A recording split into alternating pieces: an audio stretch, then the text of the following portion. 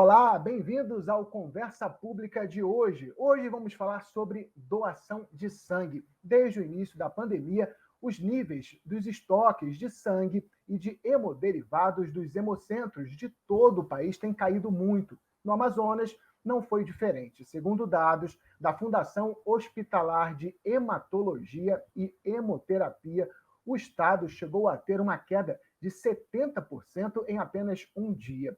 Para falar sobre o assunto, o Conversa Pública de hoje convidou o biomédico Rui Bruce, do Hospital Rap Vida. Olá, doutor. Obrigado pela participação aqui no Conversa Pública.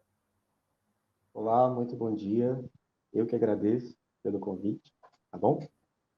É um prazer Obrigado, estar aqui. doutor. É isso aí, vamos começar o nosso bate-papo. Doutor, como está hoje a situação dos bancos de sangue?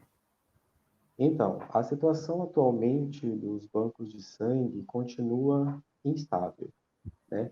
Devido a todos esses eventos que vêm ocorrendo, nós tivemos uma pouca procura de doadores nos hemocentros e desestabilizou aí todos os estoques de sangue de todas as unidades hospitalares. Então, atualmente, ainda continua um período muito crítico.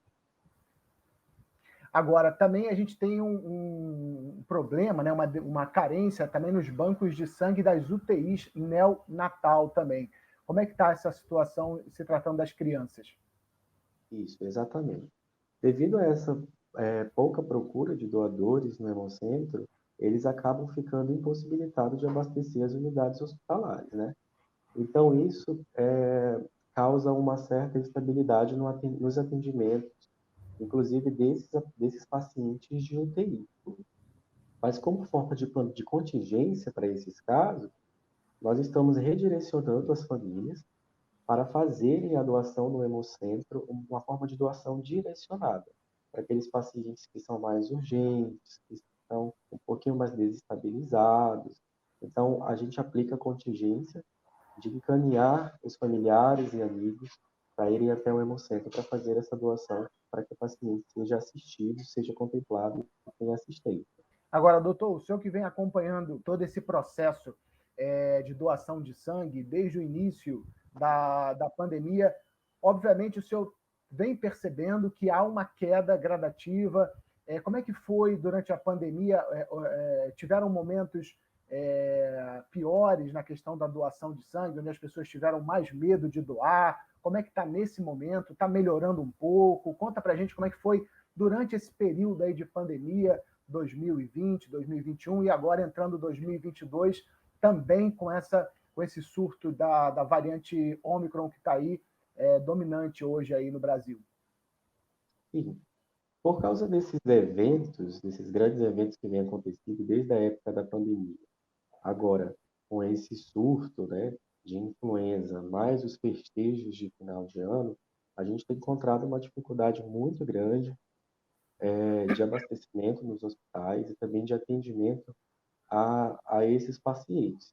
Nós tivemos casos críticos de falta de realmente de bolsas de sangue de alguns tipos, por exemplo, o O negativo, que é considerado um tipo raro, o O positivo, que está aí presente na maioria da população.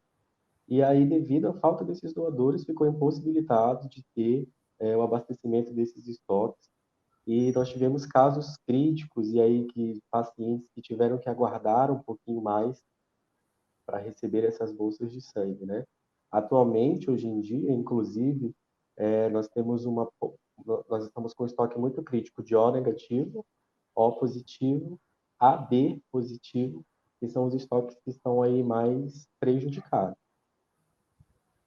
E também, fora a questão da pandemia, esse período agora de, como o senhor falou, né, de final de ano, de festas e também de férias, já tradicionalmente já é um período onde as pessoas acabam meio que esquecendo um pouco, né, meio que deixando um pouco de lado essa questão da doação, até quem está acostumado já é doador tradicional, às vezes, por questão de férias, acaba dando uma relaxada nisso também, né, doutor? Exatamente. As pessoas, nesse período de final de ano, acabam se ocupando um pouquinho mais, né? Acabam se envolvendo com as suas atividades pessoais e acabam deixando de comparecer para fazer esse tipo de doação. Então, é muito importante esse tipo de conversa, esse tipo de feedback, a conscientização da população, né, para a gente aí fazendo a captação desses doadores. Certo. Agora, o senhor falou de alguns tipos sanguíneos que estão mais carentes. Quais são hoje os tipos, até para as pessoas que estão assistindo a gente, quais são hoje os tipos que estão mais em falta nos bancos de sangue? Então, a maioria da nossa população é do tipo sanguíneo O positivo.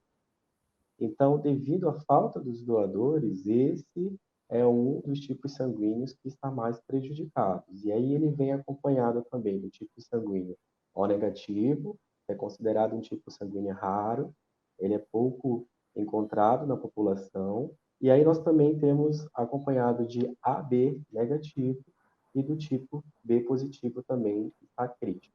E aí, atualmente, a gente vem aí vendo uma queda também nos outros grupos, e aí isso deixa a gente um pouquinho mais preocupado. Agora, doutor, só para explicar para quem está em casa, que às vezes as pessoas não têm noção da gravidade da situação, que é ficar com banco de sangue com estoque baixo. Como é que a diminuição na doação impacta nos hospitais? Qual é o impacto disso na prática, no dia a dia de um hospital? Então, a Fundação Hemoan, aqui no estado do Amazonas, é a fundação que nos fornece sangue para todas as unidades hospitalares. Geralmente, as unidades hospitalares, elas têm dentro delas um setor chamado agência transfusional, que é a agência que faz a captação dessas bolsas de sangue, aonde ficam armazenados e é realizado todos os testes. Então, a falta de doadores no hemocentro impossibilita a distribuição de sangue. Essa distribuição de sangue, ela acaba implicando em pacientes que estão em unidades de terapia intensiva, hematologicamente descompensados, pacientes de cirurgias eletivas que necessitam das reservas de sangue em caso de intercorrências dentro de centro cirúrgico, acidentes, no caso da utilização do O negativo, que a gente utiliza como extrema urgência, em caso de cirurgias de urgência que necessita da utilização de sangue também são prejudicados, pacientes de enfermarias que estão ali hematologicamente descompensados também, eles acabam sentindo esse impacto pela falta de estoques de sangue na unidade hospitalar. Ou seja, são aqueles pacientes que estão, a gente pode dizer, muitos, não todos, mas a maioria estariam ali entre a vida e a morte, precisando do sangue para poder sobreviver. Exatamente. E aí, com a falta desses doadores, fica um pouco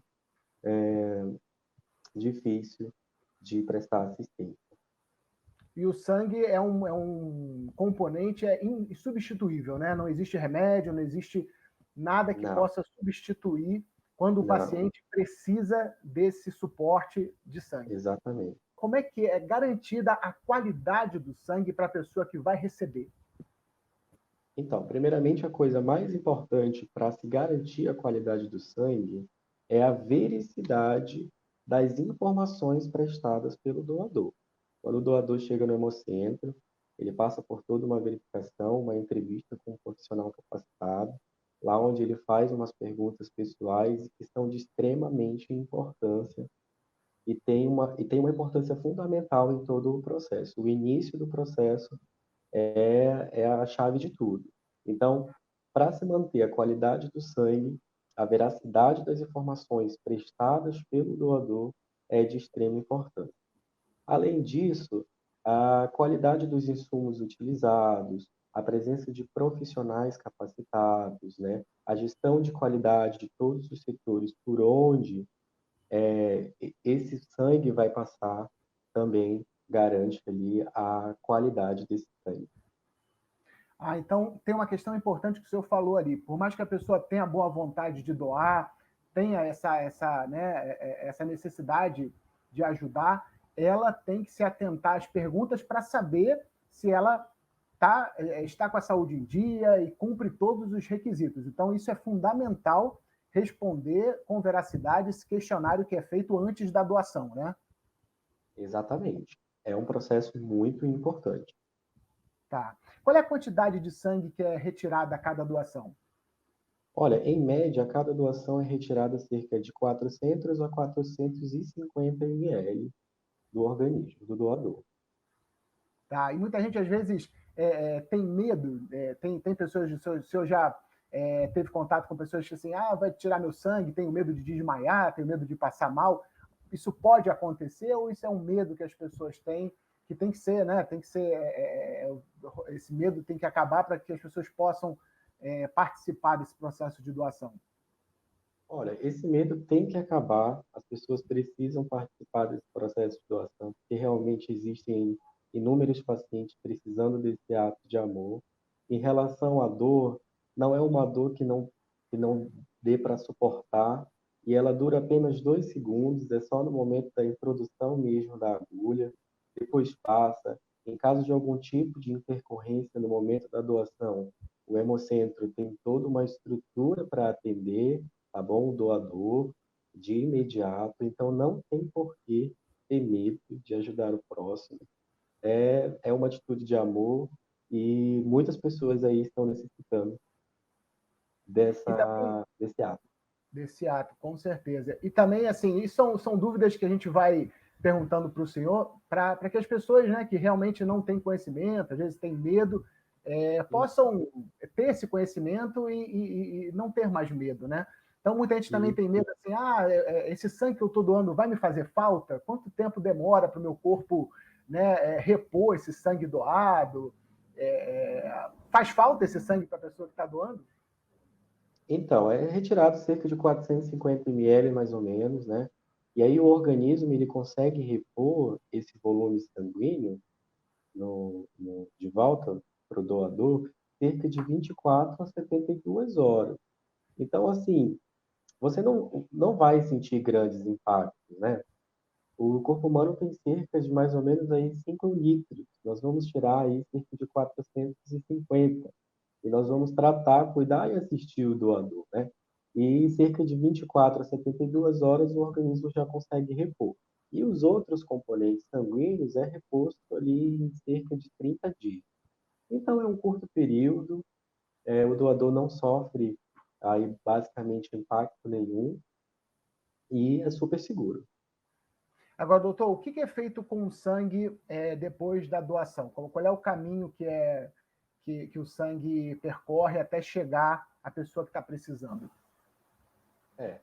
Então, depois que é realizado a coleta de sangue, o sangue ele passa para o setor de sorologia, aonde serão realizados todos os testes.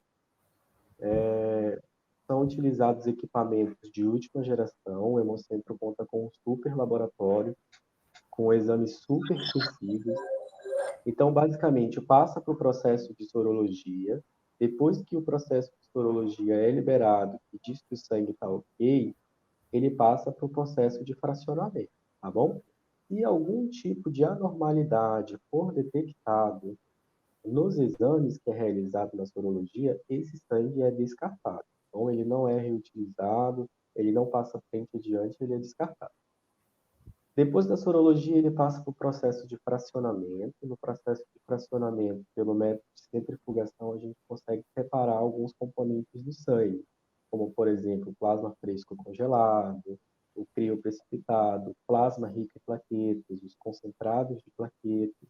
Depois que esses componentes eles são separados, eles vão para a fase de armazenamento, onde a gente conta com equipamentos refrigerados, refrigeradores que mantêm o sangue em temperatura hábil, e depois que eles são rotulados, são armazenados, eles estão ali disponíveis para serem distribuídos para as unidades hospitalares. Quais são os pré-requisitos para que a pessoa possa doar sangue? Certo. Para quem tem interesse de fazer a doação de sangue, a pessoa tem que ter na faixa etária entre 16 a 69 anos. Claro, os jovens de 16 e 17 anos precisam estar acompanhados dos responsáveis legais, ter mais de 50 quilos, estar saudável, ter dormido ali pelo menos entre 6 horas antes da doação e portar documento oficial com foto. Basicamente, esses são os pré-requisitos para se fazer a doação de sangue. Agora, doutor, com essa questão aí de muitas vacinas que hoje a população está tomando, vacina para influenza, vacina para Covid, tem alguma relação? Quem tomou a vacina tem que esperar algum tempo para doar ou isso não interfere? Não, interfere sim. É muito importante essa pergunta, né? A gente está vivendo aí um ápice de uma pandemia, um surto de gripe, as pessoas estão sendo vacinadas e isso é muito importante. Então, para as pessoas que se vacinaram contra a gripe, elas têm que esperar aí cerca de 48 horas para fazer essa doação de sangue, tá bom? As pessoas que se vacinaram contra a Covid utilizando a Coronavac têm que aguardar basicamente 7 dias, tá bom? As outras, AstraZeneca, Pfizer, tem que aguardar cerca de 15 dias, tá bom? E as pessoas que foram infectadas pelo Covid, após a sua recuperação, ainda tem que esperar aí em cerca de mais ou menos 30 dias para estar apto para fazer essa doação de sangue. Ou seja, é um bom tempo, né? Mesmo para quem só está vacinado, para a Coronavac são 15 Exatamente. dias, e para as outras vacinas, 30 dias. E para quem também, no caso, uma dúvida que é muito recorrente é quando começar a contar esses 30 dias para quem ficou gripado, para quem pegou Covid ou pegou influenza, é a partir de quando? É a partir de quando os sintomas vão embora? Quando começa essa contagem? É a partir da recuperação, da estabilização do organismo, né? Então, eu tive gripe, eu tratei, e aí eu comecei, os sintomas desaparecerem e a gente começa a contar desde daí. Começa a contar do fim dos sintomas, né? E, exatamente. Tá. E qual é, assim, a gente pode ter um grupo que, infelizmente, não pode ser doador? Então, as pessoas que apresentaram hepatite após os 11 anos de idade não estão aptas a fazer doação de sangue. Pessoas também que fizeram procedimentos como tatuagem em menos de 11 meses também não estão aptas para doar. Fora isso, pessoas que têm peso abaixo de 50 quilos, gestantes, pessoas que têm algum tipo de doença sexualmente transmissíveis, também não estão aptas a fazer essa doação de sangue. Entendi. Agora, doutor, uma preocupação que infelizmente a gente tem hoje, que as pessoas que é o que está também atrapalhando muito a ida do doador até os hemocentros, é a questão da Covid e a questão agora da influenza e essa preocupação que a pessoa tem de ir para um ambiente de saúde, onde geralmente é um hospital, onde a pessoa pensa que pode se infectar. Né? Acho que esse é um medo muito grande hoje de quem já é doador. Os hemocentros, eles cumprem os protocolos, as pessoas podem ficar um pouco mais tranquilas de irem até um hemocentro e fazer essa doação, sabendo que vão chegar num local onde também vai ter um protocolo, que elas terão algum tipo de proteção para não serem infectadas? Com certeza. As unidades hospitalares de toda a capital, inclusive o Hemocentro, adotam os protocolos de Covid, inclusive distanciamento, tem a utilização do álcool em gel, que é muito importante, a utilização das máscaras. Então, não pode esquecer de levar sua máscara quando for doar, porque senão você não vai poder fazer essa doação. Então, os hospitais, hoje em dia, inclusive o Hemocentro, eles dão uma prioridade no cumprimento desse protocolo, para justamente para que não haja nenhum tipo de empecilho, algum tipo de contaminação entre os doadores. Agora, doutor, em Manaus e no resto do país, como é que a pessoa pode, onde ela tem que se dirigir para poder fazer essa doação? Então, geralmente as doações elas são feitas nos hemocentros de todos os estados do Brasil, né? Aqui em Manaus, o nosso hemocentro é a Fundação de Hematologia Clínica e Hemoterapia, Fundação Hemoan, que fica localizada na Avenida Constantino Neri, bairro Chapada, e ele funciona de segunda a sábado, de 7 horas da manhã até as 18 horas da noite. Então, quem tem interesse em fazer essa doação de sangue, em participar dessa campanha e nos ajudar a salvar vidas, deve comparecer nesses dias e nesses horários e procurar o bloco de doador munido de documento com identificação. Bom, doutor, nosso programa está chegando ao fim. Eu queria que o senhor deixasse um recado para quem está assistindo a gente, o senhor que está na linha de frente, que está vendo diariamente essa queda nos estoques de sangue, que deve dar uma angústia muito grande para os profissionais de saúde, obviamente para as famílias, para as pessoas que estão internadas precisando desse sangue. Eu queria que o senhor deixasse um recado para quem já é doador, para quem ainda não tem essa, né, não é doador, não tem essa prática tradicional já de doação, para que as pessoas recomecem a voltar aos hemocentros para fazer esse ato de solidariedade, de amor ao próximo. Sim. Então, eu gostaria de fazer aqui uma sensibilização às pessoas que são doadores, aquelas pessoas que ainda não foram doar, que compareçam ao hemocentro para fazer esse gesto de amor ao próximo. Hoje em dia, alguém que está precisando, amanhã pode ser nós, né? Com E certeza. o sangue é algo que não se pode criar, que não se pode fazer. Geralmente, realmente quem faz isso é o nosso organismo. E o processo de doação voluntária é a única forma que nós temos de adquirir esse produto que salva vidas. Com uma doação de sangue, você pode salvar até 4 pessoas.